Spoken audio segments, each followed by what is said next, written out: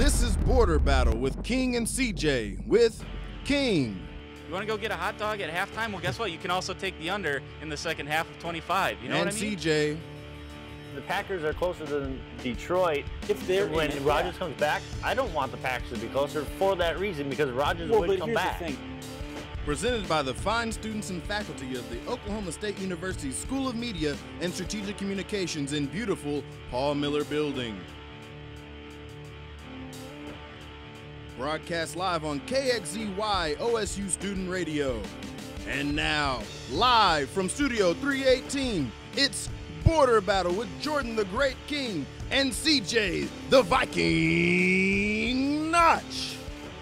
Thank you so much, Landon, our great executive producer, one of them, Landon Green, on the intro there. Appreciate that, Landon. Welcome back in, folks. Studio 318 here in Paul Miller Journalism Building at Oklahoma State University. You're listening to the Border Battle at Suddenlink Channel 112, YouTube Live. If you want to see the live YouTube, just go on YouTube, search Border Battle on Demand. You can find the live link there, or at facebook.com/Border Battle Show.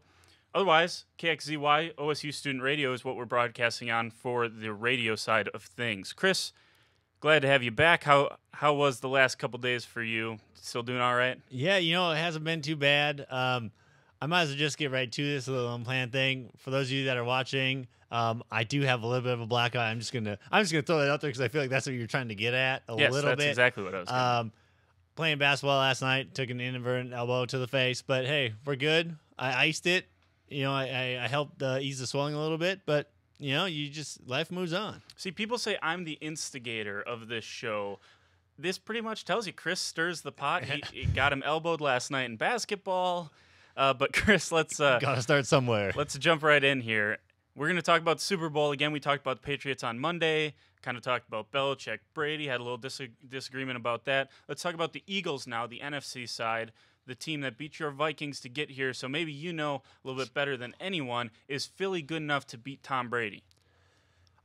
I think they are, but again, we've talked about this week after week. It all deals with Nick Foles. He is the unquestioned question mark, of this whole game. He is the one person that if he doesn't play well, they're done. I mean, their defense is good. Do not get me wrong. They have one of the best defenses in the league, probably top 3, give or take. But it deals with Nick Foles for me. He's the guy, crown jewel. I like that. The unquestioned question mark is Nick Foles in this. I like the way you put that. So Philly, you look at offensively though, it's not just Nick Foles, which I think is something that's important to remember here. They have Alshon Jeffrey. They have Nelson Aguilar, who took another step this year. They traded for Jay Ajayi. You got the token Wisconsin Badger that's on every team in Corey Clement. And, all sorts of – Zach Ertz is a Pro Bowl at the tight end position and a solid offensive line. And you got LeGarrette Blount. You can't forget about him, the grinder. Yeah, and that's what's kind of crazy about the Eagles is you have all of these guys, and you start to forget about guys like Corey Clement, even Nelson Aguilar to a certain extent. You start to forget about. But you have to understand this is a deep offense. They have a lot of talent. And it all starts with Alshon Jeffrey and Jay Ajayi, and then that helps relieve some of the pressure on Nick Foles because Alshon Jeffrey is one of them guys who, as soon as he runs the route, he's open. Because you can throw it up, and if he's got a height advantage, on the cornerback, he's always open. So I think it's going to be a little more difficult against the Matt Patricia, Bill Belichick defense, and they're going to try to throw different looks at Nick Foles. I think that's what you're going to see the most of from New England is trying to get him out of a rhythm early because you saw it with the Jacksonville Jaguars. Blake Bortles actually got into a little bit of a rhythm in the first half, and that's why they had a first-half lead. So I think that's going to be the big thing for Belichick and Patricia is to make sure that no matter what you do, you don't let Nick Foles get into a rhythm. And that can be something and this might be cynical of me, but this can be something as simple as, a pass interference. Maybe it's a deep ball and you're going to get beat, so you just hold Alshon Jeffrey. Right. I would rather have that if I'm a defensive coordinator or Bill Belichick. I'd rather have that than to have him get behind me and get a 52-yard touchdown with which happened to Harrison Smith in the NFC Championship game. Yep. I would rather have the penalty happen. I don't know where you stand on that, but I think when you get into these games, momentum is a huge thing, and that can sort of stunt momentum for an offense. No, and I totally agree. I think kind of an interesting concept will be how Patricia's defense does fare against this receiving core. I think, like you said with Jeffrey, Torrey Smith is all about the speed anyways as well. As long as he's on his game, he's kind of been off for a little while now. Aguilar too, he's a great inside wide receiver. I'm really interested to see how that matches up because again, yes, you want to keep Nick Foles in a rhythm, but it's also the wide receivers. If they can get in a rhythm, it'll help Foles out, and it kind of just trickles down the line. Yeah, Torrey Smith, another guy you just forget about. Looking at their defense, this defense is pretty incredible. You're in the top. Passing yards per game is one of the worst, is their worst aspect, and it's not that bad. It's middle of the pack. And you look at from defensive scoring to yards per game to the best rush defense in the league. It's pretty incredible what they've been able to do on the defensive side of the ball, and it all starts up front. You get Vinny Curry, Tim Jernigan, Fletcher Cox, Brandon Graham, plus you got Chris Long, you got Bo Allen, another Wisconsin Badger that's in the NFL. Man, it seems like I just mention that every time. Michael Kendricks, Dannell Ellerbe, and Nigel Branham. You look at that front seven, plus you got 3 or 4 guys that can rotate in on the defensive line, and all of a sudden you're looking at a scary pass rush that can stay fresh all game because you can rotate them. Plus, another kind of fun thing, too, that you deal with is you have 2 expatriates from the Super Bowl winning team last year that are now on the Eagles. One's on defense with Chris Long, and then you have LeGarrette Blount on the offense. So, it'll be interesting to see if they can kind of give a little bit of an insight, especially on the defensive side, like, hey, this is stuff we have to watch for when we practice. These are plays that they can run and stuff. But to go quick back on that graph you showed with the Eagles, honestly, I almost wish their rushing and passing was actually switched. Because I don't, to me, the New England Patriots, they don't scare me as a rushing team because they're not, they're capable of rushing, but they don't have anyone that scares me. Where it's like, as a pass rushing, if 17, yeah, it's in the middle, but you're facing Tom Brady. Look how he made the Jaguars look after a while, and they're probably top 5. Yeah, the Jaguars are, I think they're number 1 in pass defense. But the thing is, with the Patriots, they're always going to be a balanced offense. And if you can take it, what Jacksonville couldn't do in the second half was keep Tom Brady and the New England Patriots from 3rd and 1. They gave him 3rd and 1, 3rd and 2, 2nd and 2. They didn't even force them to 3rd down a bunch of times. If you can keep them in 2nd and 3rd and longs, make them a predictable offense, that makes your defense better on the back end. So that's really important. And it's not like their defensive backfield's bad. They got Ronald Darby and Malcolm Jenkins. Those are 2 guys that are going to be, one's been a Pro Bowler, probably both going to be Pro Bowlers. Ronald Darby, a young guy, and this defense is just incredible. But I want to go back to the front 7, as I was talking about. Fletcher Cox, Tim Jernigan, Chris Long, you mentioned. Which one of these guys is most impactful in the pass rush? It's got to be Fletcher Cox. They live and die, I think, by Fletcher in a sense. They're all very good, don't get me wrong, but Fletcher Cox is the heart of that defense. If he can get pressure, especially in the pass rush, it opens up for Chris Long and the rest of those guys to really, cause havoc. Look at Chris Long. He caused havoc against the Vikings. Our right side was actually probably our stronger side, I felt, for the Vikings offensive line, not to get too much into them, but he made our right side look terrible. And if Fletcher Cox can push up the middle, that's going to open up doors on the outside. Yeah, I think so too. I think Fletcher Cox, if we're talking in the pass game, him and Chris Long probably more important. Maybe Bo Allen, he comes in on a lot of 3rd downs and just essentially eats up 2 blockers, and that's his job. He's not gonna fill up the stat sheet, but his job is to plug holes. He's a big guy and he's got decent feet, but he's not someone that's going to get after the passer. His job is a lot like Kenny Clark and from the Packers and Mike Daniels, where your job is not to get to the quarterback necessarily. Yeah, that's great if you can do it, but your job is to take up a couple guys, and I think Bo Allen does that well. Tim Jernigan is a guy that in the running game, he's probably why they're the number 1 or 2 ranked running defense in the league, because the guy just has incredible instincts, and instincts that you normally see out of a linebacker at the defensive tackle spot, and he's got enough speed, he's got great feet, And like I said, he can diagnose a play as soon as you start to run it. So I think that's why Timmy Jernigan makes this defense one of the best rushing defenses in the league. I don't think there's a whole lot else to say. That's about the Philadelphia Eagles. We'll mention them again tomorrow on Friday as well when we complete our Super Bowl 52 kind of preview here. I want to talk about the big news last night. Let's stay in the Eagles division in the NFC East. The Washington Redskins, the big question was, is it going to be Kirk Cousins next year? Are you going to sign him to that big deal? Are you going to let him walk? If you let him walk, what do? This is what you do. They traded last night a third-round pick and a cornerback for Alex Smith. First of all, your thoughts on Alex Smith? I don't know if he's the answer. I think that's what everyone is thinking. Whether you're a fan of Alex Smith or not, is he really the go-to guy? He's older than Kirk Cousins. You're paying him more than what technically less than what you want to give Kirk Cousins. You're gonna save about $5 to $6 million on.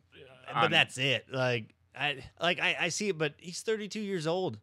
And $71 million is guaranteed out of that. I mean, is that to me? The Redskins did this as they feel like their time is now. They're going for it. We're gonna get it all right here, and they're hoping, I guess, that he works out.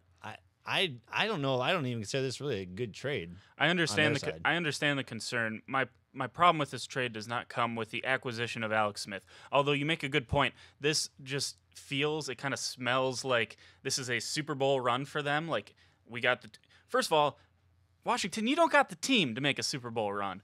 Right. Surrounding a quarterback. And two, has Alex Smith proven anywhere along in his career that he is capable of winning a Super Bowl? No, he hasn't. Now, he hasn't been the problem that the Chiefs have lost in the past. That's been the defense and Andy Reid's play calling.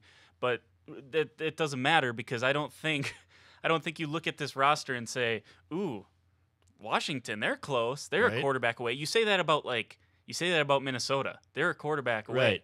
Right. Not Washington. So I agree with that. The other part of this trade that just doesn't make any sense to me is Kendall Fuller. He is a great cornerback, and now you're going to pair him with Marcus Peters, and you don't have Darrelle Revis, can't really run anymore. Not much of Revis Island when you can't cover anyone. And so now you get Kendall Fuller across from Marcus Peters. It makes the Kansas City Chiefs a scary team on defense. Much like you'd expect, I think they're going to be a great defensive team again next year, and you already have Pat Mahomes behind them. If it was Alex Smith for a third-round pick, the Washington wins the deal. Oh, when you throw in Kendall Fuller, and then all of a sudden you extend him for 4 years, $71 million guaranteed, like you said, then all of a sudden I think it becomes a problem. So with this trade, let me ask you a couple questions. Where does this put Washington in the NFC East? Where does this put Kansas City in the AFC West? Well, we'll start with the Redskins. I think it leaves them back down. They're still basement dwellers to me. Really? They don't have a running game. It's one of the biggest things that, besides, now they got their quarterback fixed, so to speak, but their defense was inconsistent. Again, the running game showed up here and there, but that almost was non-existent half the time. Do they have a jump on? There's no way they can compete with the Cowboys or the Eagles. Eagles are going to get Carson Wentz back. He may not be the exact same because he's coming off of the ACL injury. I understand that, but he's still young, and they say you're better off being young to have that kind of injury than being older. Right, naturally. And so, I don't see them really getting all competing for the division. I don't. You're giving me that look that you don't agree. Well, but no, here's my thing. I'm going to be real quick here because we're running out of time on this segment. But here's my thing about this is, I'm not a Dak Prescott believer, and if you're not going to be a Dak Prescott believer, you have to be a little concerned about Carson Wentz because one, Carson Wentz wasn't this last year, and two, it's not a guarantee he's going to be this in the future. Quick, just give me a place 1 through 4 for the Chiefs. I'll go. Ooh. Well, you threw me in a curveball on that one. We'll go second. Second. Okay, to who? Real quick. I'm trying to think who's on that division. You put me on the spot now. Oakland, Denver, and San Diego. Oh, we'll go San Diego. Wow, interesting. All right. Kansas City's going to win the division next year. We're going to catch a break. When we come back, we're talking Cowboy basketball and where last night's loss puts them plus CJ and I give our Big 12 basketball power rankings. You're listening to the Border Battle on OSU Radio KXZY. I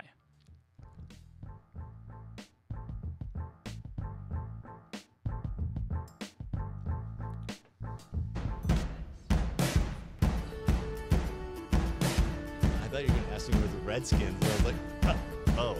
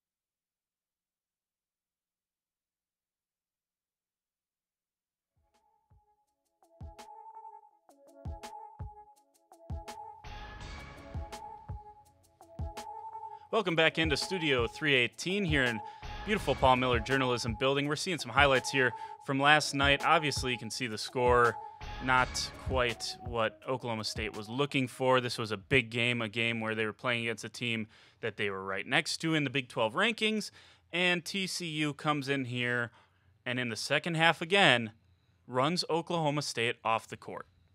Yeah, This is no longer a periodical thing. This is a trend now of second half performances that are not very good, and I think players, and obviously Mike Boynton, but I think players are now starting to realize it. Yeah, that's exactly it. They played good in the first half. Second half, they play for the first 2 minutes, and then next thing you know, they're like, oh, okay, we'll just kind of, it's almost like they get out of a rhythm. Like halftime is almost bad for them. They're a team that it seems like they need to play from start to finish, no stops, because as soon as they take a break, they seem lost. Yeah, I was listening to the radio broadcast of it last night. Dave Hunziker obviously on the call with John Holcomb.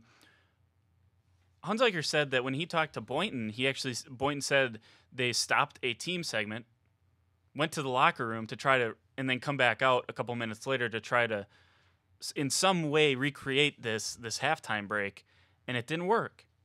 And I don't know what's going to work, but it starts at the defensive end. This team, when they were playing well early in the season, when they beat Florida State, when they beat Oklahoma a couple weeks back, when they were playing well and at least staying in ball games against tough competition, they were playing top-notch defense. Right. And now that just goes away in the second half now. And I don't know what they should do to fix it, but all I know is defense is an intensity thing. And if you aren't willing to play good defense, you aren't going to play good defense. It's just the way it is. You can't say, I want to play good defense. You have to want to play good defense. It looks like whatever Boynton says before the game, that works. Yeah. They are apparently they're believing it then. They want to play great defense in the first half. I don't know what it is though. Their defense is just comical in the second half in some of these games. Well, and sometimes you got to wonder if it's like a chemistry issue at times. Is it a certain line? Maybe Boynton has to look at a lineup. Is there a lineup that's really struggling that he needs to, switch around, you have to try something because you're in such a tailspin right now. The second half, you have to find something to fire up these guys, get them going. Yeah, and I think last night might have been part of that. Cameron McGriff plays 34 minutes. He didn't shoot particularly well, but I think he's a guy that comes in and at least gives you energy, gets 6 boards. He's a monster on the glass, led the team actually. And then Kendall Smith plays 28. Obviously, losing Tavarius Shine is a big deal. He's a great player, and he's more than a role player to this team, which I think a lot of people expected him to be. Right. He's more than a role player to this team. And like Sema only plays 12 minutes. I think he's playing really well on both sides of the floor. He's getting more comfortable. He had a highlight dunk last night, and it's just I don't quite understand his reduction in minutes. I don't know if it's a defensive thing, and with the team defense, he doesn't quite mesh with them. But I mean, Averett goes 0 for 3, and Waters shot pretty well last night, but Jeff Carroll goes 5 for 14. You need more out of Jeff Carroll than that, I think, and I know he probably understands that, and he doesn't have any assists, and when he is the focal point of the offense, and I think he knows it's got to be a little bit better than 5 for 14 and no assists. Now, granted, 4 for 6 from 3-point land. If you can keep doing that for the rest of the year, please do. But I just something's not quite right. That, and I think it goes to show they're almost like a one-man team in a sense of like Carroll is, like you said, he's their go-to guy for scoring, but who's after? No one else is really. Kendall Smith has kind of shown a consistency recently since he got put on the bench, and he's kind of understanding why he was put there. And he shot really well last night again, Right. 5 for 9. So at the same time, I think this is also the issue when you bring in a lot of these, this is a really new team in a sense. A lot of these guys haven't played together. These guys that are starting are getting a lot of minutes. They're guys that, have just shown up. Fun little fact, too, that was actually the first time TCU has won in Stilley since 1925. That's an interesting fact, Which and is obviously crazy. a disheartening one. Right. TCU moves to 4-5 in the conference. Oklahoma State 3-6. I guess maybe the fact that neither one of us can really figure out what's wrong maybe speaks to Boynton maybe struggling to figure out what's going to make these guys tick as well. Because I'm not sure it's just as simple as saying you guys got to play better in the second half, Right. because that's not an answer. An answer is to a question, and first of all, you got to figure out what the question is with this team. What is the question? Is it defense? Is it offense? Is consistency. Well, it's obviously consistency, but how do you fix that consistency? I guess is my question. It's if anything, this is Boynton's really big hurdle. Like one of his very first, he dealt a little bit with the investigation, trying to get his team to not listen to that, especially with Jeffrey Carroll. And he did great. I thought he did great on that first hurdle. This is his next thing in his young head coaching career, in a sense, with the Cowboys. How is he gonna get over this? What he's got to find something to trigger these guys to play good basketball again. Yeah, he's a phenomenal coach, and Coach Boynton is one of, if not my favorite coach I have watched since Bo Ryan, and I think that's high praise. I just like the way he does it. He goes about it the right way. It's defense first. It's fundamentals, and then you want to be a little flashy. You can be flashy, but you got to win the ball game too. Right. I think that's exactly what people wondered about Bo Ryan was he ever going to let a team get, fast break? Because Bo Ryan was like, nope, slow down. We're taking 33 seconds off the shot clock. That's the the Big way. Ten style. In a sense, football style, Big Ten football style that grind it out. And Wisconsin basketball took Big Ten style to the next level. I mean, Right. they would, even Big Ten teams wouldn't do what Wisconsin did. And people always wondered, would he let him loose a little bit? Well, yeah, when he gets the talent, when he gets Frank Kaminsky and Sam Decker and Bronson Koenig and all them guys, yeah, go ahead, run, score 100 points. I don't care. But it starts with the fundamentals. And Mike Boynton's the same coach, and I think that's why I like him as a coach so much. That's why I respect him as a coach so much. I think he's, regardless of the results of this season, he has this program headed in a really, really good direction. I would argue a better direction than even Brad Underwood had us headed in.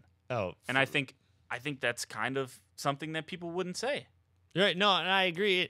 But I think it helps in Boynton's case that he, like the guys he does have right now that he kind of inherited from the Underwood saga, are all mostly seniors. Besides, like Averett came over with when Underwood came here. But he has a bunch of transfers now. besides Solomon and Carroll and McGriff, those are really the only guys that, are still from, before. So I think that helps too, that he didn't have to, he wasn't messing a whole lot with the vibe from all these guys, because a lot of them are pretty new. Yeah, and you got to remember, you lose Juwan Evans, you lose Phil Forte. I mean, it's just, they lost a lot, all right? And it's going to be a work in progress, and maybe maybe we shouldn't be trying to figure out what's wrong with them in second half. Maybe it's just inexperience. I don't really know. I want to take a look at the Big 12 as a whole now. Okay. You picked your power rankings. I picked mine. We'll see. We'll kind of take them through here. I think we're in agreement at the top. We both got Kansas, then Oklahoma, then West Virginia. This is where it starts to get a little interesting. You have Kansas State at 4. I have them at 6. Texas Tech and Texas, I have at 4-5. You have it at 5-6. Explain what Kansas State is at the top of that cluster of 3. For me, the biggest thing with that whole thing, yes, they got beat by Kansas, fairly well, but out of the Texas Tech, Kansas State, and Texas, they're all right in the same. I think they have the same records and everything for the conference, at least. They're right around, yeah. Out of those 3, I think Kansas State is the more consistent one in everything. Texas, you just don't know, right? I don't know. I just feel like Kansas State has the best consistency out of those 3. When I build a power rankings, I'm thinking my mindset goes to, in a tournament setting, where would I put these guys? And Texas Tech, number 1 in the Big 12 in scoring defense, number 1 in the Big 12 in rebounding margin, top 4 turnover margin, and then you have a stud guard, which you almost always need to win in tournaments, Keenan Evans, 17.9 points per game in the Big 12. You look at all of those things, and it just makes me think that Texas Tech would have the best chance out of that cluster of 3 to win, to advance the furthest, because you got great guard play, and when your shots aren't falling, yep. Like TCU, they shoot the most threes, and they're the most successful three-point shooting team in the league. But when they aren't falling, can you play defense? Texas Tech can. Can you rebound? Texas Tech can. Can you do the little things, not turn the ball over? Texas Tech does all that. And then Texas, I was just impressed with their resume of teams that they scheduled. Was Gonzaga, Duke, Michigan, Kansas. They lost all of them. Or Alabama, sorry. They beat Alabama, lost to the rest.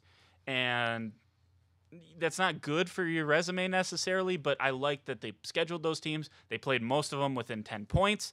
Actually, all of them within 7 points.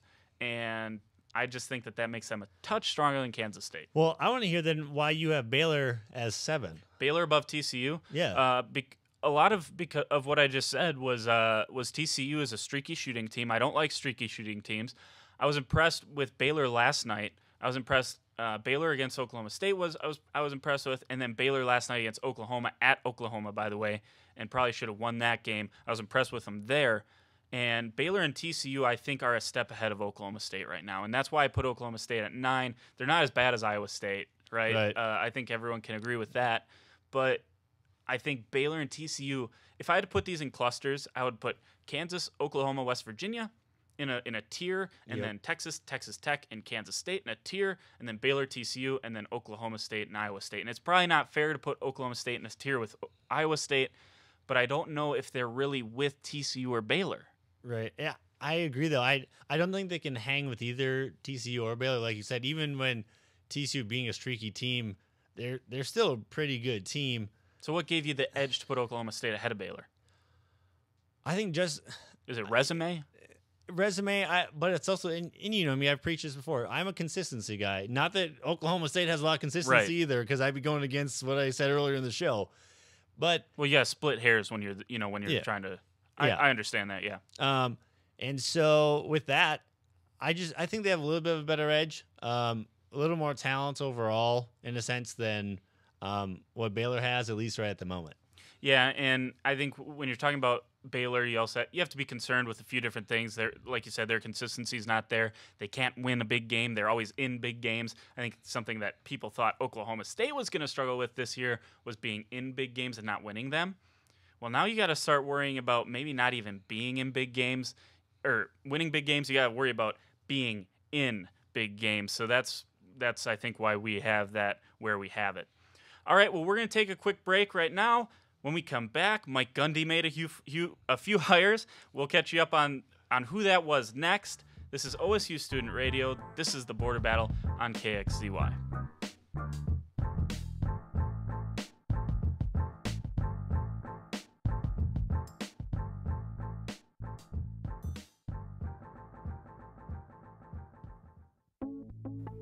Hi, I'm Gina Noble, and I'm the mayor of Stillwater, Oklahoma. Stillwater, Oklahoma is anything but still. We are a vibrant community, and we are conveniently located near Oklahoma City, Tulsa, and Wichita, Kansas. We're the home of the Oklahoma State Cowboys, and we serve as the cultural, economic, and athletic hub for North Central Oklahoma.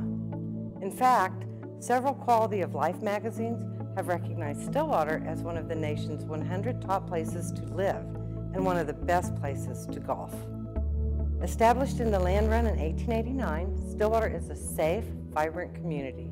It boasts a great educational system from K through 12, all the way up to our world-class university, Oklahoma State University. We have an exceptional downtown with a strong entrepreneurial spirit, numerous city parks and trails, and our medical resources are second to none. Stillwater is a wonderful place to begin your career, to start a business, to raise a family, or to retire. We invite you to visit Stillwater because we are anything but still.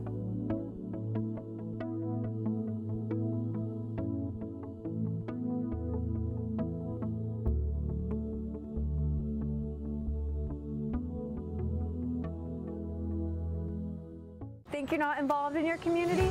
Think again. Spending your money with local businesses is more than an economic choice. It's a way you can have a say in the look and feel of your hometown. This spring, I invite you to shop in downtown Stillwater.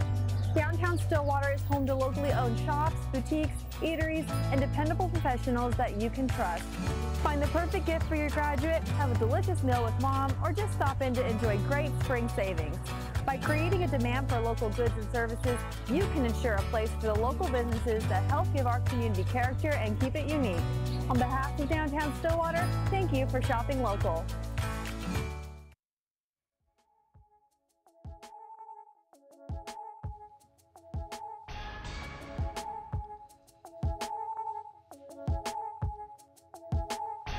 Welcome back into Studio 318. Chris CJ, the Viking Notch, with me, Jordan, somehow the Great King. We're back here in Studio 318. We're live on Suddenlink Channel 112, OSU Student Radio KXZY, or on YouTube Live. That's Border Battle On Demand on YouTube, or Facebook.com/Border Battle Show. Anyway, any of those ways you can find us, listen to us, or view us. Chris, a couple hires here announced on Twitter, by the way. Mike Gundy is a big Twitter aficionado. I don't know if he owns stock in it, but he certainly uses it to make his big announcements. Yep. So he announces 6 hirees. Jim Knowles, one of them. He was the defensive coordinator for Duke. Now, you think Duke, you say, well, they're not a football school. Right. They're a basketball school. So how does this help the defense is the big question. Well, 3rd in scoring defense in the ACC, 4th in total defense in the ACC. Again, playing teams like Clemson, Florida State, Virginia Tech, teams like that. Solid offensive teams, if you ask me. They allowed just 20.23 points per game. OSU could use that, couldn't they? Oh, I totally agree. And I think at the same time, people have to stop the whole, Duke's a basketball school. I mean, UNC's even getting there with their football program. UNC's a little behind Duke. But Duke is becoming a good team. I mean, they were actually a decent team this past season. So for like the past 5 years they have. Yeah, they're slowly getting consistency. They're slowly building up that program that I don't even take them as a joke anymore. But yeah, it's something our defense needs. To kind of go off a little bit with this whole Glenn Spencer thing, not to get too off into it, but I think it was something that needed to be done. I think it was time to find something new. We had to find ways to get this defense more consistent, more better at what they are doing. So I'm really interested to see how Knowles does, I guess, in the Big 12. Yeah, and that's the big question: is how do you translate to the Big 12, facing teams like Oklahoma in a Lincoln Riley-led offense, facing all the way down. You're going to be facing incredible offensive teams. You're going to be facing West Virginia, who's a good team. All these great offenses is the question for a new defensive coordinator. And I hope Knowles does well. But my concern is I just don't know if you can play great defense in the Big 12. I'm just not sure of it. TCU was the best defense, and I don't have their stats up right now, but I don't think they were a nationally great defense. You know what I mean? Right. So I think Knowles will come in and do a solid job. I think he will, because I think you look at his track record, and he's theoretically going to be getting better players if you truly trust that Gundy's bringing in great players, which I do. I think he is. I think this is instantly going to make them better. So let me ask you this quick. I don't want to get too off subject with the rest of the coaches, but real fast, being we are Big Ten guys, do you think Knowles would be a good defensive coach in the Big Ten? Yes. Just because of our styles, you think? Because of where that grinded out style? I think he would be a good defensive because I think defensive coordinators probably translate better to the Big Ten than they do to the Big 12. Because there's a whole new thing of when you haven't faced a team that's going to no huddle the entire game. Right. And so now, other than Oklahoma, are you going to see that a ton? Probably not all game, but you're going to get just about every team other than Kansas State going no huddle at some point in the game. And I think, that's a big adjustment. I think it's a bigger adjustment than going to the Big 12, or the Big 10, pardon me. Right. So, and I think that's probably why Big Ten, if you're a Big Ten defensive coordinator, you don't want to go to the Big 12 because, quite frankly, you're going to make yourself a name in the Big Ten, and you're probably going to be valued more if you're a Big Ten or an SEC defensive coordinator because you just look better because those conferences play better defense. Builds your resume. Right.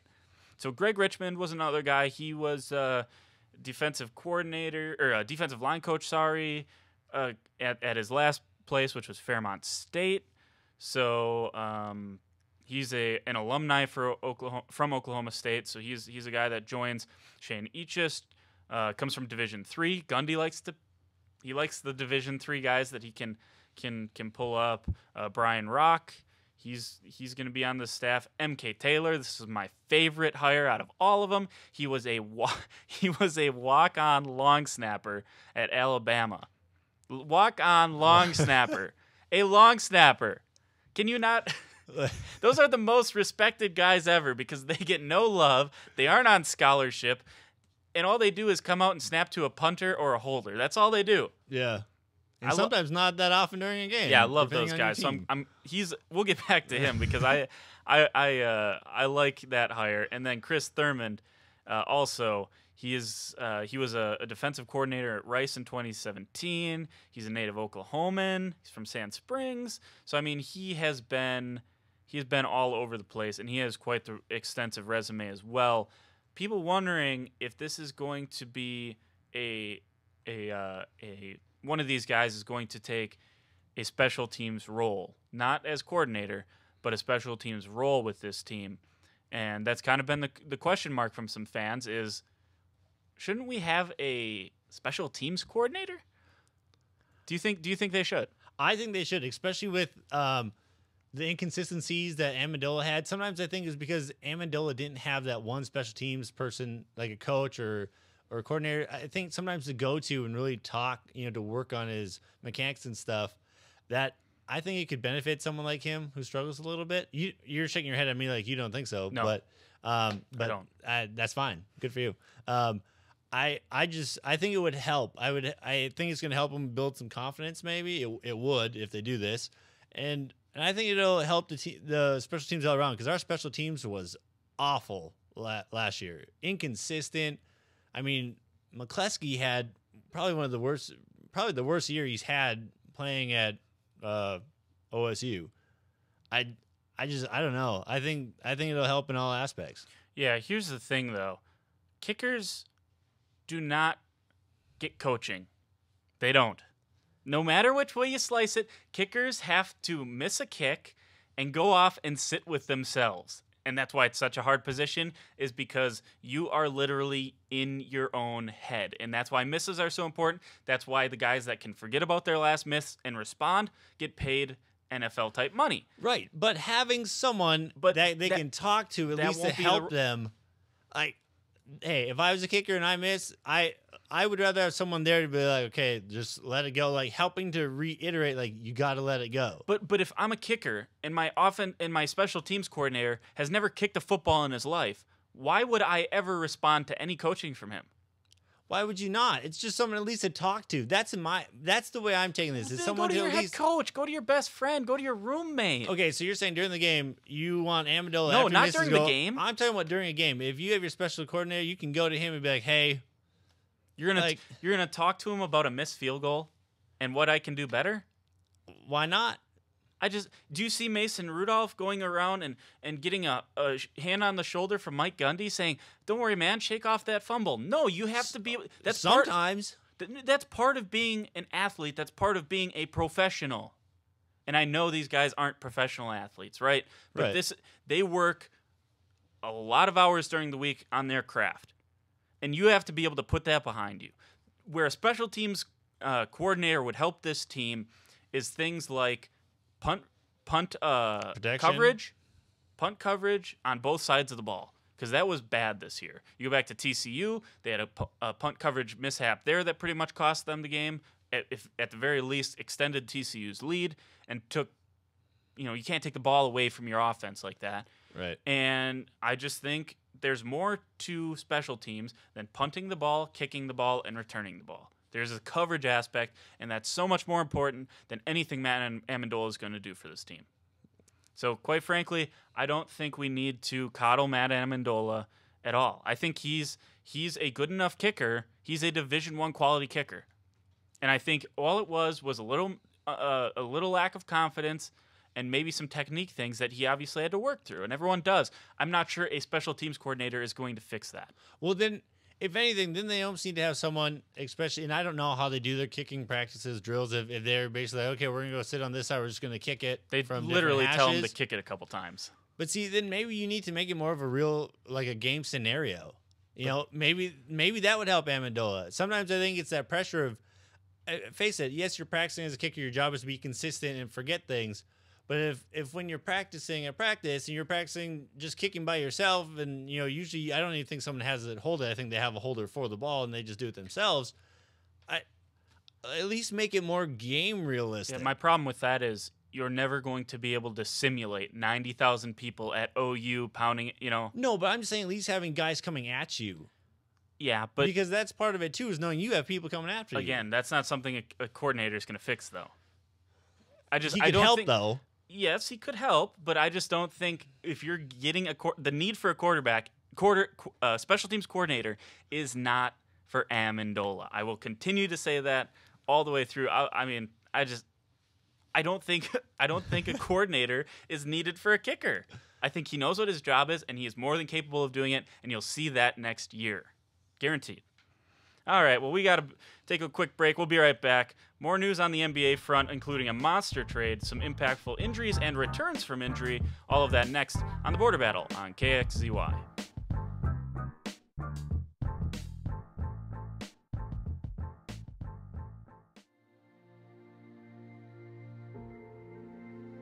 What is arts and sciences? We aren't all about the arts. We like to think of ourselves as explorers. From exploring the human mind to discerning the building blocks of the universe.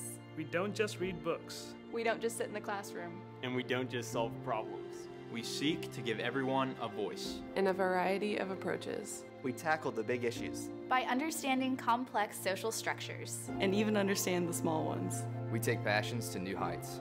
But stay grounded. We tell stories of the past, of the present, and work to predict the future. We like to think with a little preparation, some dirt under the fingernails, and some self-analysis. You can do anything. With nearly 100 degree plans to choose from. Where will your arts and science degree take you? Connect, achieve, succeed.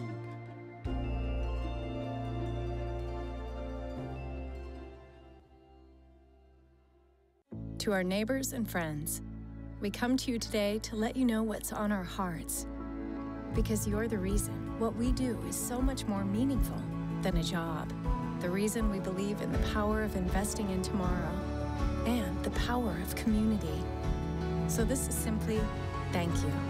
As we step boldly into a time of growth and change, consider this our promise that every investment in our hospital is an investment in our communities. This spring, I invite you to shop in downtown Stillwater. Downtown Stillwater is home to locally owned shops, boutiques, eateries, and dependable professionals that you can trust. Find the perfect gift for your graduate, have a delicious meal with mom, or just stop in to enjoy great spring savings. By creating a demand for local goods and services, you can ensure a place for the local businesses that help give our community character and keep it unique. On behalf of Downtown Stillwater, thank you for shopping local.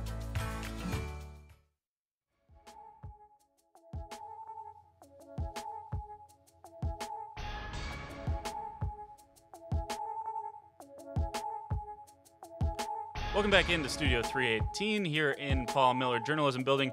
I'm with Chris Notch, CJ, the Viking. I'm Jordan King. This is Border Battle with King and CJ on KXCY Student Radio. Also streaming live on Sudden Link Channel 112 and YouTube Live. That's Border Battle On Demand or Facebook.com/Border Battle Show. Chris, those were some highlights of Blake Griffin, an OU graduate, but we'll take it easy on him here. We're going to cover him this segment. Sure. He gets traded from the Clippers to the Pistons. I got a couple questions I want to ask you, but first of all, does this make the Pistons a playoff team? I don't think so. And here's why. Because you have, yes, Andre Drummond. My biggest question is, how do Andre Drummond and Griffin fit? I mean, Griffin's used to playing with a big man like he did with DeAndre Jordan. And Drummond did okay with Greg Monroe back when Monroe was with the Pistons. But I maybe gets him into the 8th seed. I mean, they're 2 spots below the 76ers right now. Reggie Jackson has been injured almost consistently this year. How are you going to score? You got rid of Tobias Harris, who I think was a very good option to have for the Pistons. Even Avery Bradley, he was dealing with his issues as well for injury, but I mean, he was a scorer. You got rid of probably two out of the top 3 of your scorers right now, not counting Reggie Jackson because he's been hurt. You know, so you still have Andre Drummond. I don't know how this helps him get anywhere. I really don't see it. Will it maybe get to the 8th spot? That's about it. So you're not a Blake Griffin fan, it sounds like. Not really, no. He's not a scorer? I mean, he's a scorer, but that's about it. He can't play defense. You just said they trade away all their scorers. They get a scorer in return, right? Okay, so you're saying Griffin takes place of both Tobias and Avery Bradley. No, not necessarily, but they also have Stanley Johnson that they were able to keep, which was a big keep for them. They kept Luke Kennard, these guys that maybe aren't ready quite yet, but they're still talented players. And by the way, Drummond and Blake Griffin together is a matchup nightmare. Maybe not on the defensive side of the court, but on offense, you're wondering how they're going to score. 2 guys that pass the ball well, rebound the ball well, and both can dominate in the post and hit jump shots.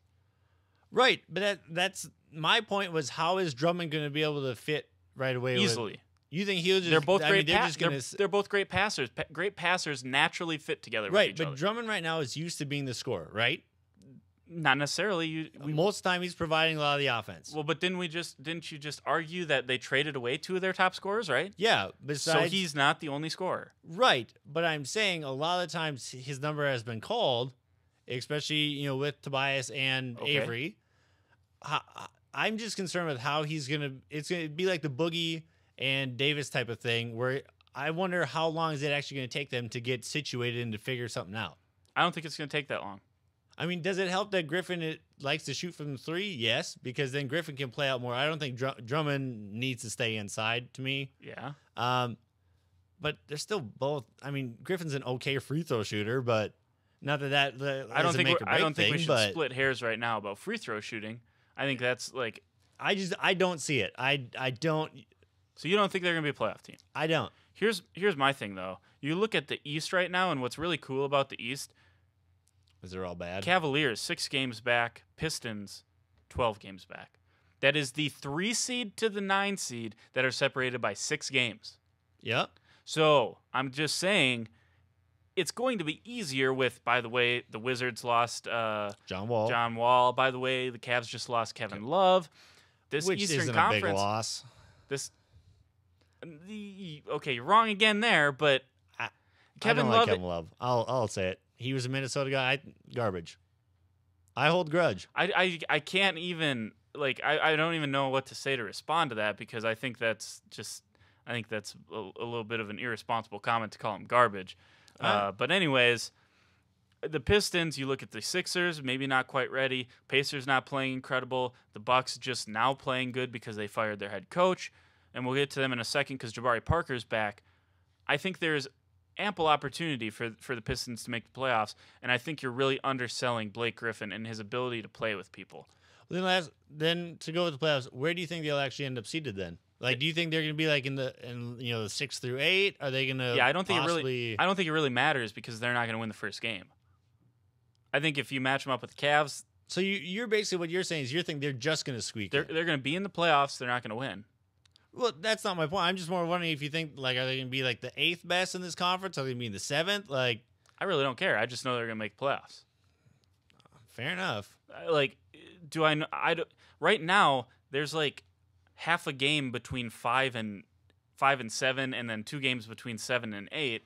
I think it could come down to the last game, a free throw shot that rims out for a team to be a 5 or a 7, or a team to be a 5 or an 8. I don't really foresee the Eastern Conference really kind of expanding out and being a race where it's a couple games in between everyone. I see it as this clustered race from 4 to 8, maybe 9, maybe 10, because I think the Knicks could also win some games here down the stretch. I think when you look at the way that it's clustered right now, it's not going to take much for a team to fall from 4 to 9, and it's also not going to take a lot for a team to rise from like 7 to 5 either, a game or two. So, I mean, I seriously think this makes them a contender to get into the playoffs. And if you had to make me pick, yeah, I'd say the Pistons are a playoff team.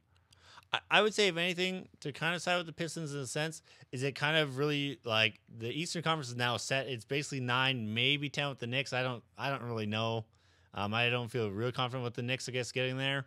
But really, it's like there's basically 9 teams now going for 8 spots, is the way I see it, with the Pistons getting Griffin. But yeah, I don't mind the Knicks. Like, I don't think they're an awful option here, because they're only 3 games out of the 8th seed. I think that's something you have to kind of take into consideration. We kind of touched on the 2 key injuries: Kevin Love getting lost by the Cavaliers, and John Wall by the Wizards. I think those will have impacts. Obviously, LeBron James covers up a lot of weaknesses on any team that he's on. And now we'll get to see Bradley Beal get to be the star that he's always wanted to be. He can be the guy. So that's great for him. What a story. But I think the Wizards and Bradley Beal are going to find out real quickly that John Wall is more important to the team than they have ever given him credit for. And I hope that happens, because I'm a John Wall fan. Yeah. So real quick before we get to your Bucks, I don't want to take up too much more time. Yeah, I don't. Do you think with the Clippers, do you think they're now in like a sell mode? Oh, you betcha. They got to try to get rid of DeAndre Jordan now, and they want to target LeBron. LeBron says he's not going to go there, but yeah, now you're clearing out space, because, by the way, Paul George comes up. Oh, by the way, next year there's a couple guys that are great prospect or great players, superstars in this league, Jimmy Butler being one of them, that you can try to go get. So yeah, you gotta do that for sure. All right, let's move over to my Bucks. Jabari Parker is coming back. He tore his ACL last year for the 2nd time in his left knee. Does he make Milwaukee better? No. I don't, and I think the biggest thing is because how often do you see him on the court? In the past, 4 years now? I guess this is 4th year in the league, I believe it is. How much has he really been on the court in 4 years? Maybe 2 full seasons? Right? He's been in there for like 150 so games. So yeah, but about less than 2 seasons. Yeah. I don't know. I to me, if anything, it's too early to tell. I never really watched the Bucks a lot. I thought Jabari was a good scorer, but I don't think he's a good role player to me. I don't see him as the star on the team. Well, no. But you don't he's have to be. He's a reliable scorer. You don't have to be the star. You can be a star, right? Yeah, but I think Giannis is the star. Well, he's the star, but you can be. And then you have Bledsoe, who is a star. A star. And then, so then Jabari can be a star. That's like. He can. I haven't seen enough of him to really be like feel comfortable. Like, yep, he's gonna be. I agree with you. I disagree with the fact that you're saying he can't be a star, because you look at that's like going to Golden State and saying Steph Curry's the star, so Kevin Durant can't be a star, right?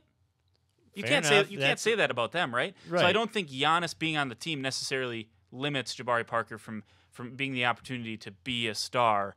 But I'm with you here. It's really starting. I've been sick of this since his first ACL injury. I said, you know what? Guys with bad knees don't make it very long in the NBA. And I said after his first one, I'm really scared of him to get another knee injury. And sure enough, he comes back. He's playing great. He's an all-star. And then this happens. And it's time, in my opinion, if I'm the Bucks GM, to ship him off. Yeah. You're still going to give him the rest of this year to prove that he can still play in this league. And then you face the predicament, okay, do we get rid of him now because he proved he can still play, or do we keep him? I say you get rid of him because you're going to get value for him. People think of him, when you think of Jabari Parker, you think of a star. And in my opinion, I'm trying to ship him off because I can't have a guy that I can't rely on being on the floor. No, and I totally agree. I think kind of like what you're going off, I think he needs to play almost for either the rest of the season with the Bucks, or at least get him showing that he is healthy, that he can play again. Because otherwise, it's that question mark of which team's going to want to bite on Jabari. If you're wanting, a decent turnaround for Parker, you're going to want to show other teams that he can still play, that he can do things. If you've never seen him play, you're taking such a gamble that who's going to do that? Yeah, and by the way, the Bucks could use 15.8 points per game right now. Obviously, playing better since Jason Kidd got fired, which is interesting. Although do you find that a good thing to do that they fired him? Like, do you find that was the right thing to do? Yeah, I think they were a little late on it actually, but the reason they kept him around was because Giannis wanted him around, and if your superstar wants him around, you give him a little bit longer leash than normal. All right, Chris. Before we go, I know we're starting to tick down on time here. Minnesota Golden Gophers, Wisconsin Badgers. It's the first true border battle since we started the show. The women's basketball team, Minnesota comes to Wisconsin, I believe it is. Yep. Who do you got in the game? I got Minnesota. Obviously, I mean, I would be I wouldn't be long up here if I chose Wisconsin. Let's be real. I don't know if I can choose Wisconsin. Have you seen their? Have you seen? If it was the men's, this would be a whole different battle. Let's be real here. It would be interesting too because both men's teams stink. Yeah, too, with how good the women are though, I've got Minnesota in this one. Yeah, well, you guys got professional women's basketball in Minnesota too. We don't, so that's why we aren't quite as good. Yeah, for sure. All right, thank you so much for joining us. Stick around and tune in on Friday, or come back and stick around on Friday. CJ and I will finish our Super Bowl 52 coverage, including hundreds of available prop wagers. Plus, Ocali women's soccer and women's basketball beat reporter Gabe Campese will be joining us to discuss the programs, those two programs, several big stories from them. So for CJ, the great crew we have around here, I'm King. Thank you so much for listening. You've been listening to The Border Battle on KXZY, Oklahoma State Radio.